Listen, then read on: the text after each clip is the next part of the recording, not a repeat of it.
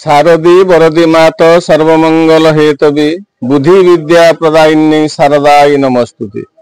मु अभयानंद शारदा आपण चैनल को किछि वार्ता देवा पई कहूछि। मु सारलांकर आंशिक करुणा पाई जने लेखक कवि एवं प्रवचक भाव में मु आपन मोर परिचय सृष्टि करिछि।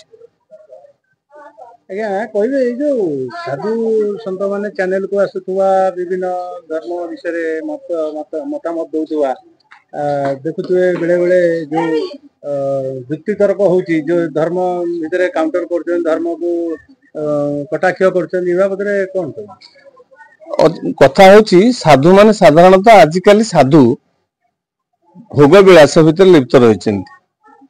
दे want to throne wealth and another things किंतु साधु माने एया नु। साधु अर्थ कंगेर मुनिर्वरा खपयंती काल शुष्के तृणेर वनर्गजा बलिनोर भवंती सर्पा पिबती पवन च दुर्बलास्ते संतोष परम बल एव सर्वत्र लोके। जो माने साधु से माने गिरी गुहारे बा झरणा कूल पर्ण कुटीर बास करी फलमूल आहार करुले। तर्पण प्राणायाम से मानकर जीविका थिला। आजिकाली जो माने साधु वेशरे प्रवचन करुचंती नाना चैनल ले प्रवचन करुचंती से मानकर ज्ञान नाही। दी अक्षर एणु तेणु शिखी दे प्रवचन करमी गायक जड़े किसी गोटे शिखीदे से गायक हो जाए से नुहे से जड़े विराट पंडित बोली। आत्म ज्ञान जार नाही जे आत्म साधन करना जे आत्म भितर उपस्थित बुद्धि की प्रयास माध्यम प्रकाश करि नाही से केबे साधु हो पारिबो नाही।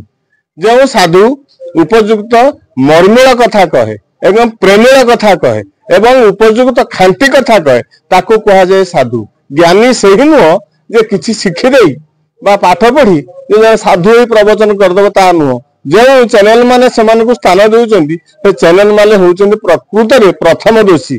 कारण अज्ञानी मानक नहीं सनातन धर्म को संकुचित करिवार लगी। सनातन धर्म रे किए कहूची राम मले कृष्ण मरीगले से बुढ़ा हो गले राधा बुढ़ी हो गले इटा तांकर बाड़ी हलिया सब नथिले। राम जी थिले से बाड़ी हलिया नथिले। कृष्ण जी थिले तांकर हल कर नथिले। तांकु उपयुक्त सम्मान रे दिया जाई उपयुक्त सम्मान रे तांक कथा कहबा नियाती आवश्यक। जो माने उपयुक्त कथा न कहती से माने साधु हेबा पदवाच्य बा योग्यता तांकर नाही।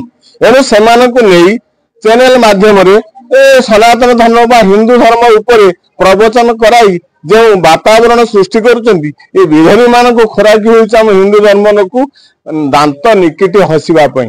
एथुरे से माने निवृत्त रही उपयुक्त ज्ञानी बा साधु मानक नहीं प्रवचन माध्यम रे जो दीपद कहउछंती ताकू सार मरिमेल कथा नहीं परिप्रकाश करंतु ता द्वारा सनातन धर्म अभिवृद्धि हेबो एवं देश विदेश रे हिंदू धर्म प्रशंसा उच्चरे शुभिबो। एहा होउची साधु मानकर कर्तव्य एवं प्रवचन धारार कर्तव्य एवं चैनल कर्तव्य।